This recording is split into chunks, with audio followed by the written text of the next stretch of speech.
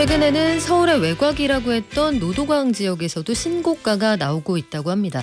한 주간의 집값 흐름과 주요 부동산 현안, 부동산경제연구소 김인만 소장과 함께 정리합니다. 안녕하세요. 안녕하세요. 소장님, 요즘에 서울 지역의 아파트 가격이 이상 급등하고 있다 이런 이야기가 나오는데 네. 한 주 동안 통계부터 한번 볼까요?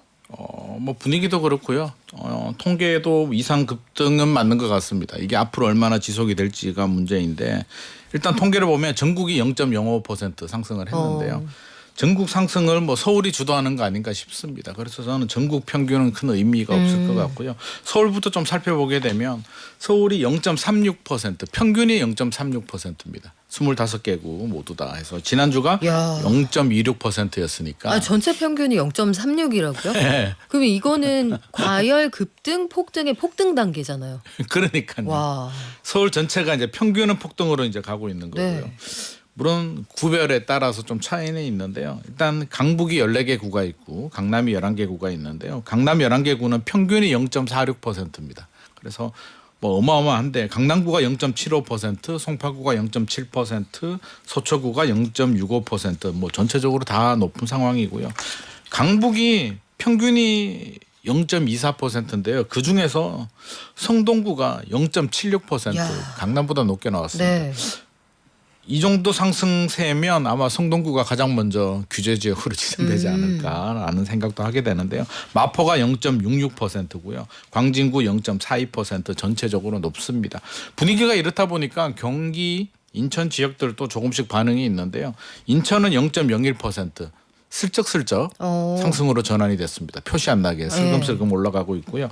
경기도도 0.03%인데 뭐 여전히 인기 지역들 분당이 0.6%, 과천이 0.48%, 과열인데 평택은 마이너스 0.19% 여전히 약세기 때문에 온도 차이는 뭐 경기도는 굉장히 크다. 근데 서울에서는 노원구도 우리가 약세 지역이라고 일반적으로 말하고 있는데 0.12%, 노원구도 이제 과열 단계로 들어갔기 때문에 전체적으로 서울은 좀 풍선 효과 번지고 있는 상황이라고 보여지고요. 지방은 마이너스 0.03% 크게 변동이 없습니다.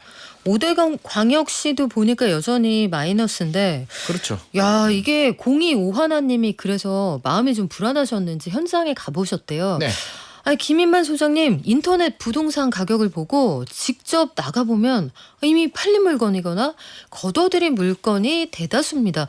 한마디로 허위 매물이 많은 것 같은데 이거 왜 그러나요? 물어보셨거든요. 이게 뭐 허위 매물이라는 표현 자체가 부동산 사장님이 잘못 올렸을 수도 있고요. 매물이 원래 살아 있었는데 어제까지 살아 있었는데 오늘 전화하면 주인 마음이 바뀌니까 하루아침에 이제 허위 매물이 되는 거거든요. 그거는 그러면 집을 내놓을게요 하면 부동산에서 올리는 거예요?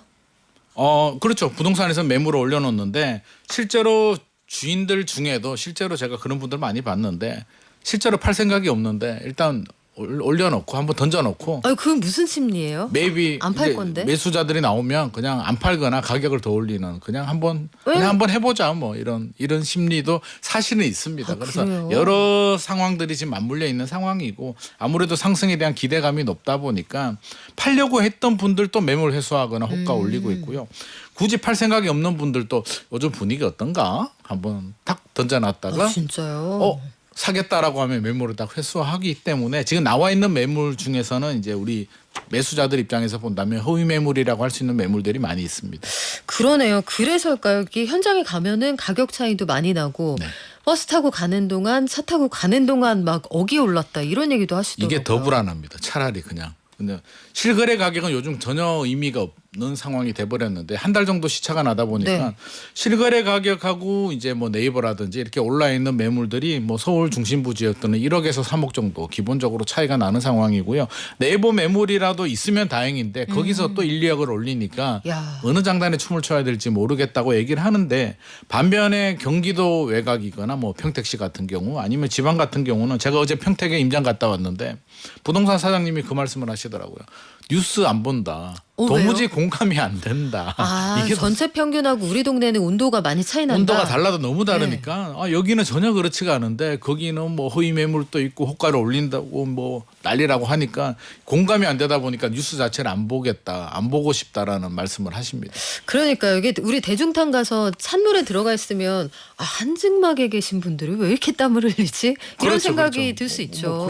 그럴 수 있는 거기 때문에 네. 이게 온도 차이가 너무 큰 것 같습니다. 아, 이게 정말 동네마다 다른 것 같은데 신고가가 이제 거의 모든 지역에서 서울에서 나온단 서울에서는 말이에요. 네. 그러면은 나는 실수요자고 정말 집을 사려고 했던 사람인데 마음이 조급해져요. 이럴 때는 대응을 어떻게 하면 좋습니까? 실제로 지금 그게 제일 문제인 것 같습니다. 뭐 집값이 올라가는 것도 문제인 건 맞는데 그 보고 이제 대응이 문제인데요. 실제로 그렇게 생각 안 하시는 분들, 잘 살고 있었던 분들, 네. 무주택인데도 필요 없는 분들 많이 있거든요. 제가 꼭 최근에 지금 만난 살 분도 필요가 없는 분들.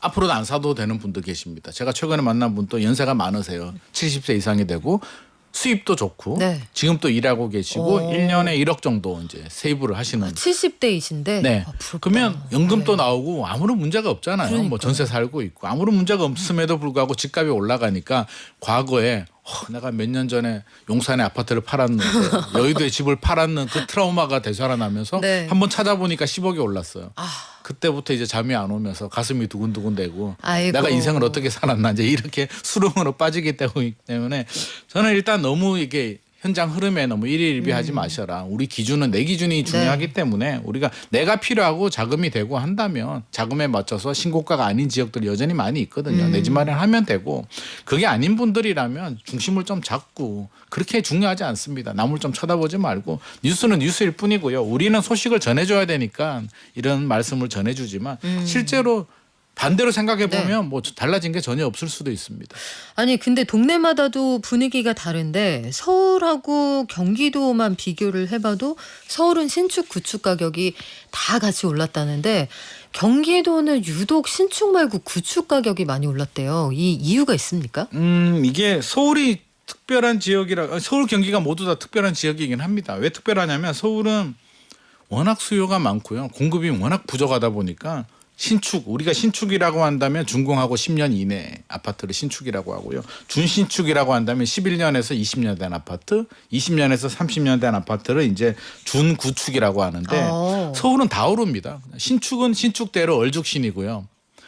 21년에서 30년 된 준구축 아파트는 이제 재건축을 앞두고 있으니까 또 기대감으로 올라가고 네. 그러면 중간에 있는 이제 준신축 아파트는 왜 올라가냐면 애들이 다 올라가니까 우리도 등달아서 그냥 살 곳이 없으니까 이거라도 등달아서 올라갑니다. 그래서 서울은 사실은 이게 의미가 없는 게 상승률도 비슷합니다. 뭐 153%에서 161% 사이 왔다 갔다 하기 때문에 아무런 의미가 없이 서울은 다 비싸다.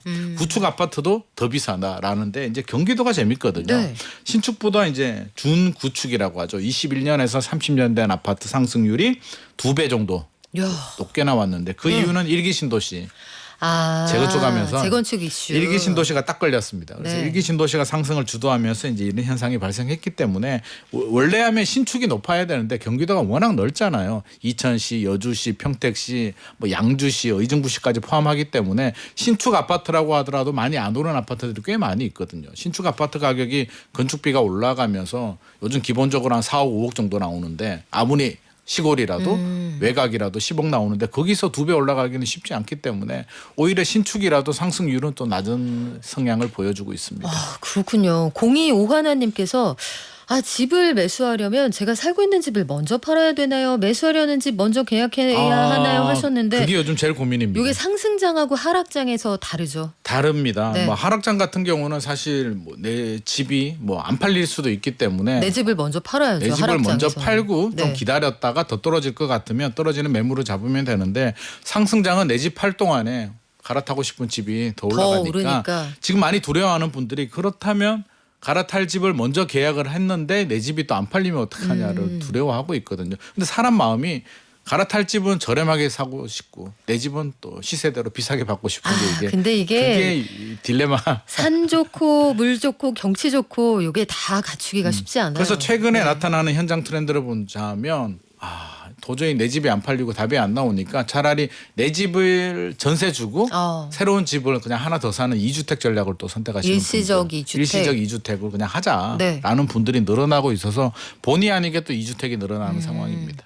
근데 만약에 우리 집이 괜찮다, 이쪽에 유동인구 많고 손바뀜이 잦은 동네다 하시면 가고 싶은 집에 계약금을 먼저 그럼요. 약간 그 통상적인 것보다 조금 더 걸어주시고 계약금 걸고 잔금을 좀 길게 그렇죠. 하시는 게 그렇게 좋을 것 하시는 같습니다. 전략이 괜찮습니다. 요즘은 계약금을 좀 많이 넣어야 될 것 같습니다. 그렇죠. 계약 요즘에는 깨집니다. 좀 무리해서 계약금을. 네네. 아니 근데 전세 말씀 지금 하셨는데 강남 3구의 전세가율이 30%까지 떨어졌대요. 네. 이게 전세금하고 전세가율은 완전히 다른 얘기인데 이게 분자와 분모의 싸움이잖아요. 그렇죠. 이게 왜 30%까지 갔을까요? 이게 뉴스를 잘못 해석하게 되면 우리가 글자 하나 차이잖아요. 전세 가하고 전세 가율인데 하늘과 땅 차이인데 전세 가격이 떨어지는 거 아니냐라고 하는데 전세 가격이 떨어진 게 아니고요. 정확히 말씀하신 것처럼 분모와 분자의 차이인데 그렇죠. 분모가 이제 매매 가격입니다. 결국에는 매매 가격이 올라갔기 때문에 서울의 전세 가율이 떨어진 거지 전세 가격이 떨어진 건 아니다는 말씀 분명히 드리고 싶고요. 최근에 그 전세 가율이 많이 떨어진 이유는 결국에는 서울의 가격이 많이 올랐기 때문입니다. 뭐 이거는 서울 평균이 45.2%인데요. 서울 뭐 서초구가 37.1%, 송파구가 38.4%, 야. 강남이 39%니까 엄청 낮습니다. 세종시가 39%, 전국에서 가장 낮고요. 이제 서울 강남구가 이제 전국에서 제일 낮은 수준까지 떨어지긴 했는데 그만큼 매매 가격이 미친 듯이 올라가고 있다는 얘기인데 여기서 앞으로도 매매 가격이 떨어지면은 전세 가율이 정상화될 수는 있는데 안 떨어지고 고착화되면 결국에는 전세 가격이 따라갑니다. 그래서 전세 가격 올라가는데 내년부터 입주 물량 올 하반기부터도 입주 물량이 부족해지기 시작하기 때문에 결국에는 전세 가격이 올라가면서 또 전세 가율이 다시 올라갈 가능성이 높습니다. 그렇다면은 전세가율이 이렇게까지 낮아져 있으면 소위 말하는 갭 투자는 내가 실제로 들어가서 살아야만 하는 그 규제 지역이 아니더라도 네. 서울에 이렇게 전세가율이 떨어져 있으면 갭 투자라는 거 이제 불가능한데 이렇게들 생각하실 것 같아요. 투자는 불가능하죠. 지금 뭐 강남 3구, 용산구나 이렇게 매매 가격이 올랐는 지역은 뭐 갭 투자는 그냥 현금 부자들 아니면 불가능한 얘기고요. 그렇죠. 토지거래가 구역까지 지정됐기 때문에 갭 투자 용어 자체가 사라졌는데 그래도 여전히 경기도나 서울 외곽에 가면 또 전세 가율이 50% 이상 되는 곳들이 있기 때문에 그런 지역들 위주로 지금 본의 아닌 내 집이 안 팔려서 갭 투자하시는 분들이 있습니다. 그래요. 상황이 이렇게 흘러가고 있는데 대형 건설사들 이게 그 동네마다 보여주는 태도가 참 다른데 서울 한강변의 알짜 사업지를 선점하기 위해서 수주 경쟁을 하는데 야 이거 장난 아니던데요. 네, 뭐 일반적으로 지방이나 수도권 같은 경우에 요즘 시공사 대형 시공사하고 손잡으려면 싹싹 빌어도 말해주는 상황인데 조합이? 예. 야. 지금 서울의 정비구역들은 반대입니다. 이게 대형 건설사들이 의리돼 가지고요. 그대 앞에 쓰면 작아진다 그러는데 지금 경쟁이 굉장히 치열합니다. 아니, 살짝 노리신 거예요. 그대 앞에 서면 노래를 한 작아지는 곡 부르고 거. 싶었는데 시간 김수희 관계상. 씨. 네네. 네. 성수 전략정비구역이 있거든요. 트리마저 옆에 짓기만 하면 이제 최고의 명품 아파트가 되는 성수 전략정비구역이 이제 시공사 선정을 하기 위해서 신청을 받았는데요. 세 곳 현대건설하고 GS하고 HDC 현대산업개발이 이제 3파전입니다. 이번에는 삼성물산이 좀 빠진 것 같은데요. 일단 뭐 경쟁이 굉장히 치열한데 공사 규모가 2조 원 정도이고 여기는 뭐 간판만 걸면 광고 효과가 기가 막히기 때문에 아마 한 9,428가구 정도 되거든요. 그래서 많은 건설사들이 노리고 있는데 GS건설은 세계적인 글로벌 건축 설계 사무소 데이비드 치퍼필드, 커퍼필드는 알아도 치퍼필드는 이름 어렵다. 네, 처음 봤어요. 네. 그래서 여기하고 뭐 협업을 한다라고 하고요. 현대나 HDC도 다양한 방식으로 노력하겠다는 거고요. 용산 정비창 전면 1구역은 HDC로 결정이 났습니다. 여의도 대교하고 개포우성 7차는 삼성하고 롯데, 삼성하고 대우가 또 경쟁을 합니다. 삼성은 아무래도 아파트 정비에 좀 집중을 네. 하지 않나 하는 생각이 좀 듭니다. 아니 말 나온 김에 그 질문도 한번 드리고 싶어요. 압구정 2구역 입찰에서 삼성물산이 되게 열심히 하더니 네.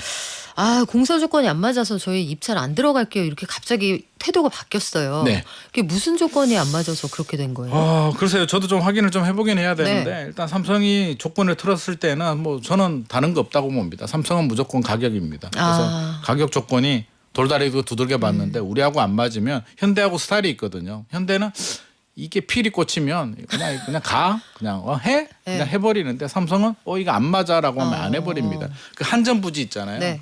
그 지금 이제 현대 GBC 네. 그거 할 때도 삼성은 삼성도. 가격이 안 맞다고 4조 썼고 현대는 10조 썼는데 그거 하나만 보더라도 저는 그 회사의 성격이 그대로 나오는 것 같습니다. 그래요. 이게 어떻게 된 사연인지 이게 설계 도면에 대한 문제가 있다고 하는데 이건 다음 시간에 한번 알려드리고 매입 임대주택 입주자를 모집을 한대요. 청년 신혼부부 신생아 가구가 대상이라고 하는데 이거 어떤 내용인가요? 매입 임대라고 한다면 LH나 뭐 SH 같은 공공기관이 삽니다. 빌라나 오피스텔을 네. 사가지고 저렴하게 시세보다 저렴하게 이제 임대를 주는데 결국에는 이제 손실은 LH나 SH 공공기관이 책임을 지는 구조입니다. 그러면 반대로 생각하면 세입자 임차인은 좋다는 얘기니까 관심을 가져도 좋은데요.